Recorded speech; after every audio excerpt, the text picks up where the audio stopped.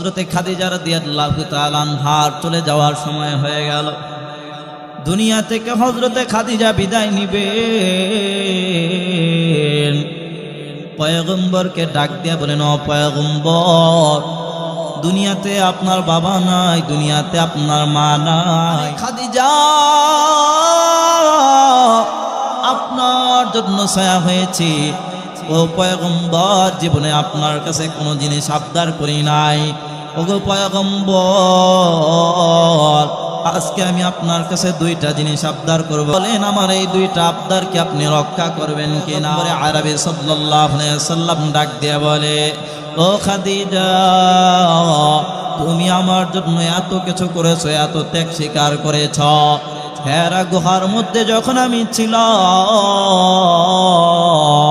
পাহাড় বেবে বেবে বেবে আমার জন্য খাবার নিয়েছিলা। ও খাদিজা, আমার কোন দুইটা আবদার বলো, আমি আমার জীবন থাকতে তোমার আবদারকে অপূর্ণ রাখবো না। আল্লাহু আকবার।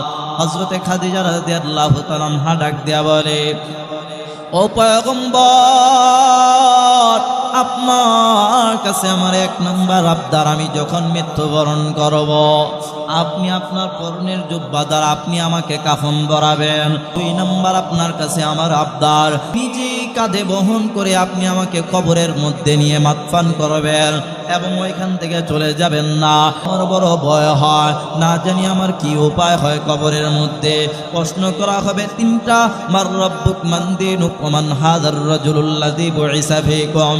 রবের পরিচয় দাও, ধর্মের পরিচয় দাও, প্রদর্শকের পরিচয় দাও। 3টা প্রশ্নের জবাব না দিয়ে দুনিয়ার কেউ কিন্তু রেহাই পাবে না।